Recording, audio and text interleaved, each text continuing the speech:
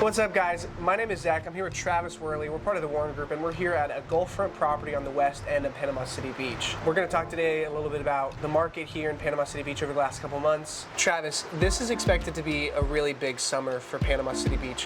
What do you think buyers are most looking forward to when they tour homes or they call you asking questions? I think what's really important to people is accessibility. I think at the end of the day, people want a beach they can get to conveniently. The fact that we have direct flights from Atlanta, Chicago, Nashville, and Dallas are a really big bonus for people who want to be able to leave at breakfast and be on the beach by lunch. Now, you work with a lot of people looking for new construction properties. What do you think they're looking forward to when they're shopping for those? I think the rental element is a big part of a lot of buyers' decision to buy here. And with the evolution of the rental business, I think a lot of builders are having to elevate and come up with new designs that entice people to book their properties online. You're starting to see a lot more game rooms coming in, flexibility of outdoor space, just a lot more amenities to stand out from the crowd. What are some things that potential buyers could look for in a home that they can add to that would maybe draw a different crowd of people or attract more rentals to their property? I think Panama City Beach continues to be a very family-centric environment. So any type of common space where families can come together and play games, whether indoor or outdoor. Typically, a pool's always been an important necessity here at the beach, just for when conditions aren't right. I think that as long as you have some things that you and your family enjoy, other families are going to enjoy them as well. As we get into the busier months, I mean, we just ended Christmas, ended New Year's. Now we're kind of in the first quarter of this 2024 year. What are some things that you can kind of forecast for the next couple of months or maybe even for the year? Sure. So we have a lot of commercial development underway. Right now we're on the cusp of spring break and we've got a lot of families about to be coming in town, and they're going to see a lot of the development that's underway for new venues that are going to offer additional things for people to do. We have a Dolly Parton venue underway as well as a Top Golf. These are just going to add additional things outside of the beach, which has always been a staple in our market. So with Panama City Beach being a tourist destination, a very popular tourist destination throughout most of the year, we talk about short-term rentals. What does that really look like for a market like this? You're starting to see a revitalization of the West End right now. You're seeing some of the older homes being renovated, as well as some new construction coming in and adding a lot of the amenities that you've seen in our market kind of evolving over the last few years. A lot of larger homes that can accommodate bigger parties, as well as the more traditional Florida cottages for more intimate settings. I would say that the Gulffront inventory is still very limited. You are seeing some new projects underway, but you are seeing a lot of different properties that fit a lot of different needs on the West End right now.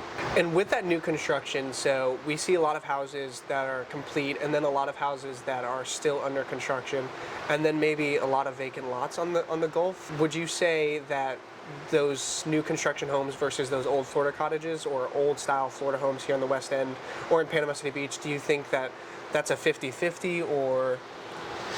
I would still say you're seeing a lot of more traditional old inventory that was kind of the old Florida homes that you were used to. You are starting to see more new construction on the West End, but I would still say it's very quaint and scenic on the West End. It's not overdeveloped at this time. There's still a lot to like about the outlook for the West End in general. So with all the new construction and the old Florida homes, or maybe old quaint cottages, as you say, and maybe even the vacant lots, what are people really looking for?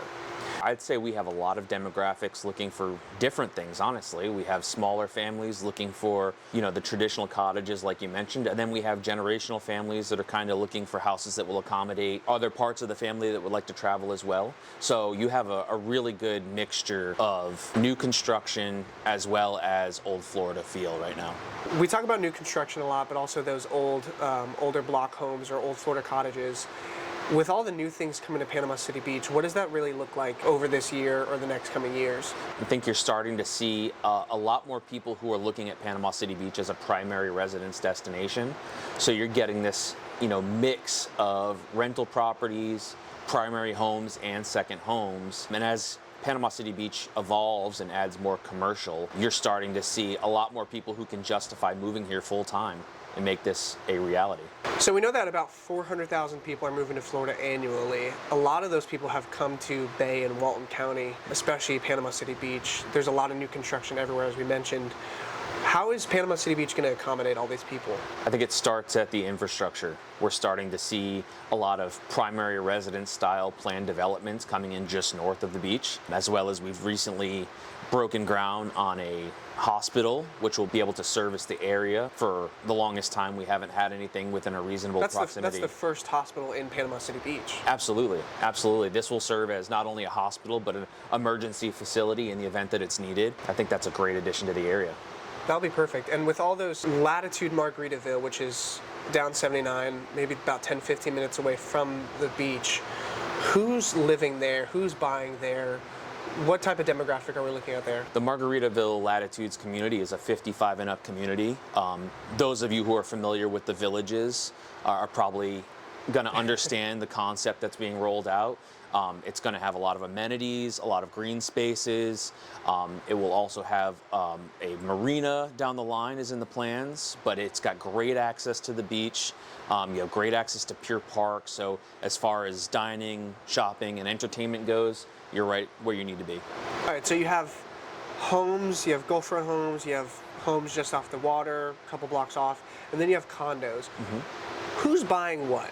A lot of people who want an investment property but don't want the upkeep that comes with a house that will circle a condo product. It's low maintenance.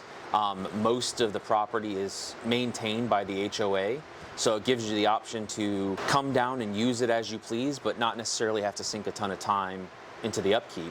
Whereas on the houses, you get a little bit more privacy, a little bit more space, and the option to customize a little bit further.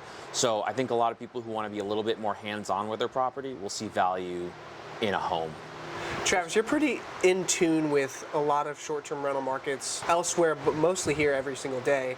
What type of insight can you provide to potential buyers about short-term renting here? We've seen a lot of Airbnbs come online in the last year or two. We're seeing a lot of properties that are kind of having a hard time standing out from the pack right now and generating bookings. And I think this is a big year, if you do have a rental, to go in and maximize it, make yourself stand out from the pack, and add amenities that your competitors aren't adding. I think that if you can increase your rental value, it ultimately makes your property more appealing to the masses. For people that don't live here and they just have investment properties or second homes, who manages those? I would say there are a lot of property managers out there to choose from. A lot of people are choosing to rent them themselves. If you have great contacts, that's a very viable option right now. But there are some fantastic property management options in our market that can do everything ranging from co-hosting to full service management. So peace of mind comes with maybe having a rental management company, because I feel like a lot of people might get scared about buying a property and then being like, oh man, now I have to take care of this. Yeah, I think for a lot of people, being as hands-off as possible is a really important part of buying an investment property. And having somebody you can trust is just as important. You need people who can be there, who can be responsive, who can make sure your guests' needs are taken care of.